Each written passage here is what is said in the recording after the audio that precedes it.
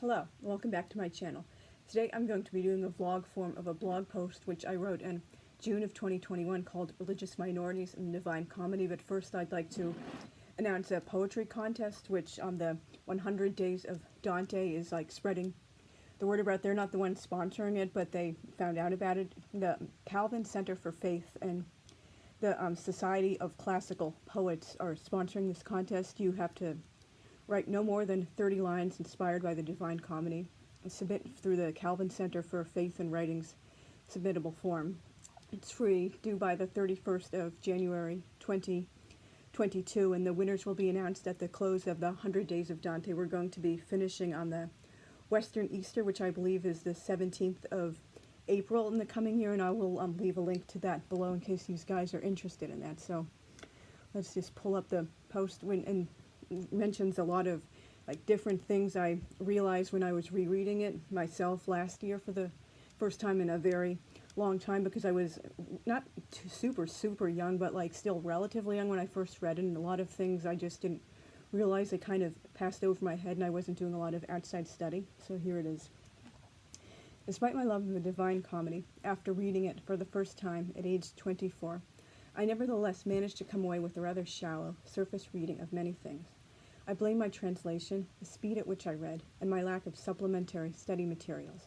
There's also the uncomfortable fact that my cognitive development wasn't quite finished, and so I was incapable of thinking like a complete adult about certain things. And so many people don't realize this, or if they do, they don't realize the full extent. The brain doesn't finish completely developing until about the age of 25. Some even say it takes until like 30 for it to be totally finished, and the last to complete development is the prefrontal cortex, and that has influence on things like ability to understand nuance, control your emotional reactions to things, and think through really like long-term repercussions and consequences of things. Obviously a 24-year-old isn't going to like wander into traffic or like marry some like boyfriend or girlfriend they just met 3 weeks ago and think they're going to be in true love forever, but they still won't be on the same like cognitive development and metacognition level as someone like my age or older, or even like in the early mid-30s. It's just, how the brain develops, and that unfortunately did have a role which played in my understanding and interpretation of a lot of the literature I was reading at that age. I just had this kind of, if you read my older reviews I wrote on my old Angel Fire site or back on Amazon in those days, I was just kind of like ranting about certain things, or like making a mountain out of a molehill about things that just weren't even like a major deal in the book at all. I just like couldn't control my like emotional overreactions to things, and like blowing things out of proportion, and like applying present standards to the things from the past. One of those things I didn't understand fully, or just like had an overreaction to, was non-Christians automatically going to limbo. Historically, limbo was seen as a holding pen for the righteous people of the Bible until Jesus scooped them up during the horror-ring of hell and took them to paradise. Thereafter, it was designated for unbaptized babies, and unfortunately back in those days many children did die in infancy or very early childhood. That's one of the main reasons the life expectancy historically skewed so low. It wasn't because most people just like dropped dead at all of 35 years old. It was because childhood and infant mortality were so high, and so that basically when you add all those different ages together, it like skews lower because of all the babies dying. If you did make it, past childhood, and you weren't a man who died in war, or a woman who, like, God forbid, died in childbirth, you had a relatively like decent chance of living to 70 or 80, just like people nowadays. Yet in Dante's vision, we find only adults in limbo. Not a single baby or child appears, though he later affirms his belief in the second purpose of limbo. In limbo reside all the lights of antiquity, like Homer, Euclid, Julius Caesar, Lucan, Ovid, Horace, Diogenes, Galen, Ptolemy, Aristotle, and Hippocrates, and there are many more, unfortunately, because most people no longer study classical history and things like that as a matter of course, or even as an elective. They just won't be familiar with those names, like who they were, what they did, what they wrote, etc. And that was one of the reasons I put the poem away in frustration for a few months when I originally started reading it, because I just felt like I couldn't understand all these things without constant footnotes, and it was interrupting my reading. But I did later go back and read the poem without looking at the footnotes so much, and that enhanced my understanding. But unfortunately that meant I couldn't fully know all these historical references, so it's like win, lose, like you have to weigh the consequences of what your reading and studying style should be. There were also 3 Muslims. Sultan Saladin, who was renowned for his righteousness and magnanimity of character. He also appears in 2 Decameron stories, including the second to last story where he's one of the 2 heroes of the story, Avicenna and Averroes. Dante learnt about the latter 2 from his dear mentor Brunetto Latini, who got translations of their books while he was exiled in Spain. Though as of 1300, the year the Commedia is set, Dante had only published 1 book. He's nevertheless invited to join the noble school of Homer, Ovid, Horace, Lucan, and Virgil, and warmly welcomed as one of their own. The inclusion of Homer is particularly poignant, since Dante couldn't read Greek. Almost nobody in most of Europe in those days, except for the farthest reaches of Europe and the Byzantine Empire, they just weren't learning Greek then. It didn't start en masse again until the Renaissance. His love and respect of Homer was based on his reputation in partial Latin translations, and I'm told the partial Latin translations that existed weren't particularly good or accurate, so he really was just going on reputation. Dante also builds a beautiful castle for the souls in limbo and doesn't subject them to any torments. They're also the only people in hell who wear clothes, which is really something to think about. If you look at all these pictures and drawings and such of Inferno over the centuries, everyone is naked except for the people in limbo. They're the ones wearing clothes and treated with dignity and respect.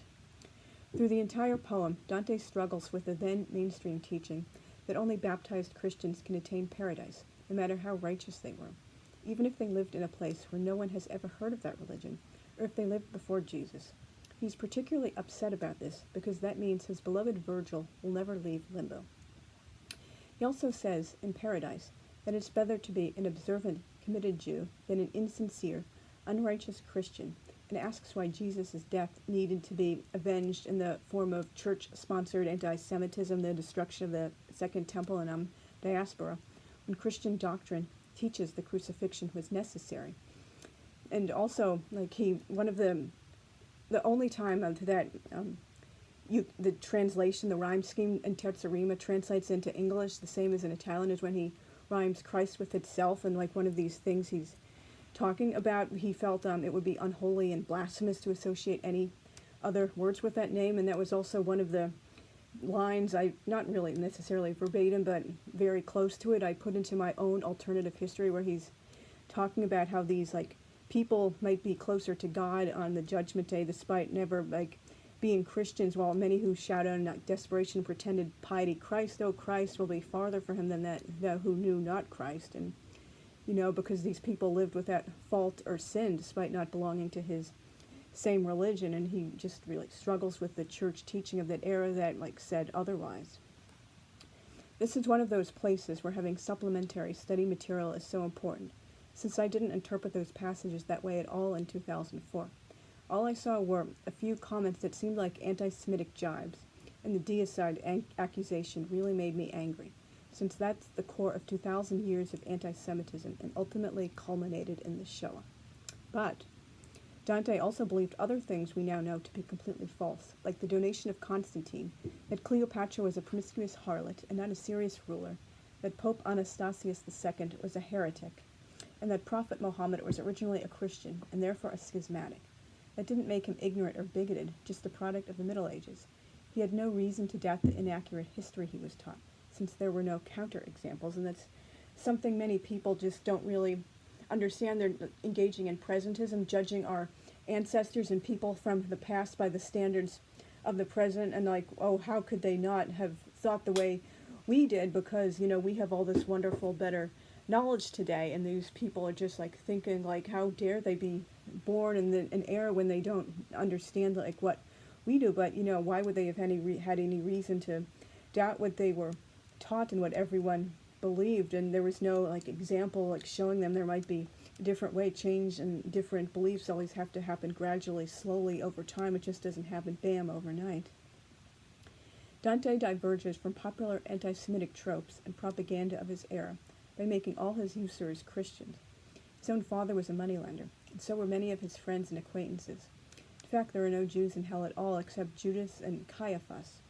Everyone else Dante encounters are Christians, so-called pagans, and a few Muslims. Given how almost all popular depictions of hell into the modern era featured grotesquely stereotyped Jews, it's remarkable how Dante refrained from that. Manuel ben Solomon of Rome, contemporary of Dante who was also possibly his friend, was so inspired by the Commedia, he wrote a Hebrew poem patterned on it. Dante was greatly influenced by classical antiquity and constantly blends it with Christian theology in his own imagination in Inferno.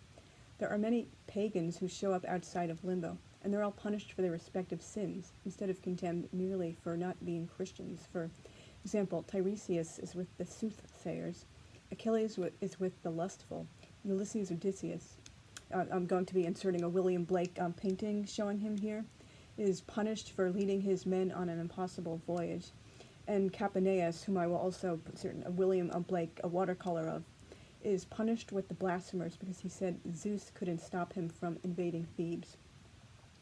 Dante also makes Cato the guardian of purgatory, despite not being Christian, and is suicide to boot, and saves 3 other pagans, Statius, Trajan, and Raphaeus the Trojan, who appears as a minor character in the Aeneid. Statius, his second favorite writer, joins him and Virgil as they're leaving the 5th terrace of purgatory, and accompanies them until the earthly paradise, the Garden of Eden, until the very end of Purgatorio. Statius is with them. He's the 4th most recurring character throughout the entire poem. Raphaeus and Trajan appear as lights in the eyebrow of a beautiful eagle composed of souls in paradise.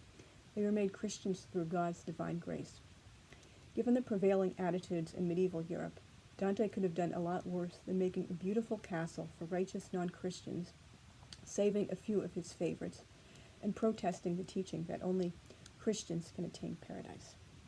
So if you have listened to the end, thank you very much. I hope I wasn't too rambling and the lighting wasn't too bad. I am getting better slowly at editing and shooting my videos, and hopefully my next Dantean post will be about gay men in the Divine Comedy. I'm also thinking of making a vlog form of my blog post on the William Blake painting The Wood of the Suicides, which is about Canto 13 of Inferno, and possibly my next vlog will be the It Can't Be books tags. So please, if you haven't already, please consider subscribing, comment, and sharing, because I'm really trying to build up my subscriber list so I can start doing some different kinds of videos when I know more people are actually interacting with me. So see you very soon. Thanks. Bye.